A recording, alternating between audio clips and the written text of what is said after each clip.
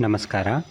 ಎಲ್ಲ ಅಂತರಂಗದ ಬೆಳಕಿನೆಡೆಗೆ ಚಾನೆಲ್ನ ವೀಕ್ಷಕರಿಗೆ ವಂದನೆಗಳು.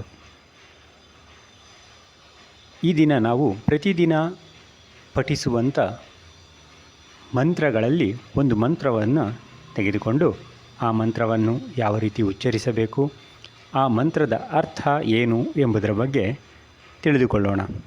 ಏಕೆಂದರೆ ನಾವು ಪ್ರತಿದಿನ ಪ್ರಾರ್ಥನೆ ಮಾಡುವಾಗ ಗಣಪತಿ ಸ್ತೋತ್ರ ಆಗಿರಬಹುದು, ಸರಸ್ವತಿ ಸ್ತೋತ್ರ ಆಗಿರಬಹುದು, ಗಾಯತ್ರಿ ಮಂತ್ರ, ಮೃತ್ಯುಂಜಯ ಮಂತ್ರ, ಈ ರೀತಿ ಯಾವುದಾದ್ರೂ ಮಂತ್ರಗಳನ್ನು ಹೇಳುವುದು ವಾಡಿಕೆ.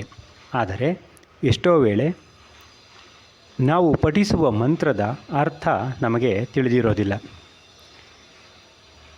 ಮಂತ್ರಗಳ ಅರ್ಥವನ್ನು ತಿಳಿದು ಪಠಿಸಿದರೆ ಅದರ ಪರಿಣಾಮ ಹೆಚ್ಚು ಆಗುತ್ತದೆ. ಕೆಲವರು ಹೇಳ್ತಾರೆ, ಮಂತ್ರವನ್ನು ತಿಳಿದು ಹೇಳಿದರೂ ಪರವಾಗಿಲ್ಲ, ತಿಳಿದೇ ಹೇಳಿದರೂ ಏನೂ ತೊಂದರೆ ಇಲ್ಲ ಅಂತ. ಅವರು ಹೇಳೋದು, ಬೆಂಕಿಯನ್ನು ತಿಳಿದು ಮುಟ್ಟಿದರೂ ಸುಡುತ್ತೆ, ತಿಳಿದೇ ಮುಟ್ಟಿದ್ರೂ ಸುಡುತ್ತೆ, ಅದೇ ರೀತಿ ಮಂತ್ರವೂ ಸಹ ಅದರ ಪರಿಣಾಮವನ್ನು ಮಾಡೇ ಮಾಡುತ್ತೆ ಅಂತ. ಆದರೆ ಬೆಂಕಿಯನ್ನು ತಿಳಿದು ಮುಟ್ಟಿದ್ರೂ ಸುಡುತ್ತೆ, ತಿಳಿದೇ ಮುಟ್ಟಿದ್ರೂ ಸುಡುತ್ತೆ ನಿಜ. ಆದರೆ ಅದರ ಗುಣ ಸ್ವರೂಪವನ್ನು ಅರಿತಿದ್ದರೆ ಅದನ್ನು ದೀಪ ಬೆಳಗುವುದರಿಂದ ಅಡಿಗೆ ಮಾಡುವವರೆಗೂ, ಯಾಗ ಯಜ್ಞಗಳನ್ನು ಮಾಡುವುದರಿಂದ ಹಿಡಿದು ಕುಲುಮೆಯಲ್ಲಿ ಕಬ್ಬಿಣವನ್ನು ಬಗ್ಗಿಸುವವರೆಗೂ ಅದನ್ನು ಸಮರ್ಥ ರೀತಿಯಲ್ಲಿ ಉಪಯೋಗಿಸಿಕೊಳ್ಳಬಹುದು. ಅದೇ ರೀತಿ ಮಂತ್ರದ ಅರ್ಥಗಳನ್ನು ತಿಳಿದಿದ್ದರೆ ಅದನ್ನು ಎಲ್ಲಿ, ಯಾವಾಗ, ಯಾವ ರೀತಿ ಉಪಯೋಗಿಸಬೇಕು ಎಂಬ ಅರಿವು ನಮಗೆ ಉಂಟಾಗುತ್ತದೆ ಮತ್ತು ಅದರ ಪರಿಣಾಮವು ಹೆಚ್ಚು ನಮ್ಮ ಮೇಲೆ ಉಂಟಾಗುತ್ತದೆ. ಹಾಗಾಗಿ ಮಂತ್ರದ ಅರ್ಥಗಳನ್ನು ತಿಳಿಯುವ ಪ್ರಯತ್ನವನ್ನು ನಾವು ಮಾಡೋಣ. ಈ ದಿನ ನಾವೆಲ್ಲರೂ ಸಾಮಾನ್ಯವಾಗಿ ಚಿಕ್ಕಂದಿನಿಂದಲೂ ಹೇಳಿಕೊಂಡು ಬಂದಿರುವಂತಹ ಗಣಪತಿಯ ಸ್ತೋತ್ರ ಶುಕ್ಲಾಂಬರಧರಂ, ಈ ಮಂತ್ರವನ್ನು ಮತ್ತು ಇದರ ಅರ್ಥವನ್ನು ತಿಳಿದುಕೊಳ್ಳೋಣ.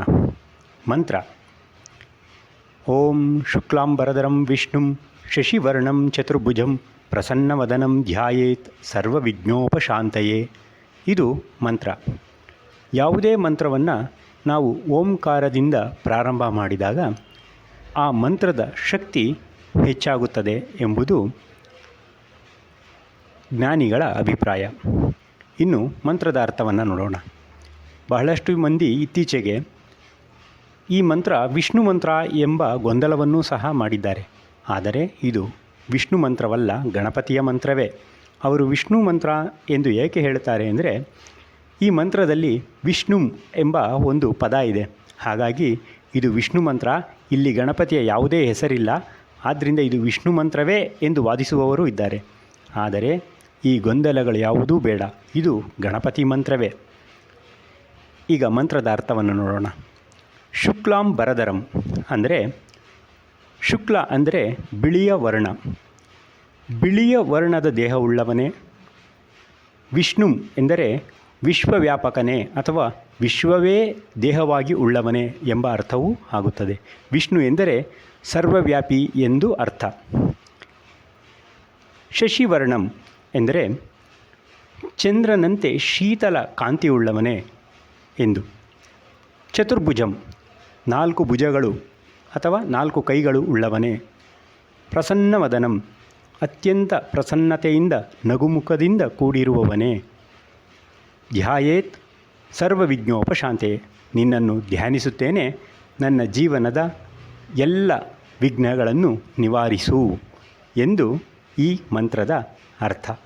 ಇನ್ನು ಮುಂದೆ ನಾವು ಈ ಮಂತ್ರವನ್ನು ಹೇಳುವಾಗ ಈ ಅರ್ಥವನ್ನು ಅನುಸಂಧಾನ ಮಾಡಿ ಭಕ್ತಿಯಿಂದ ಗಣಪತಿಯನ್ನು ನಮಿಸೋಣ. ಮುಂದೆ ಮತ್ತೊಂದು ಮಂತ್ರದೊಂದಿಗೆ ಭೇಟಿಯಾಗುತ್ತೇನೆ. ಎಲ್ಲರಿಗೂ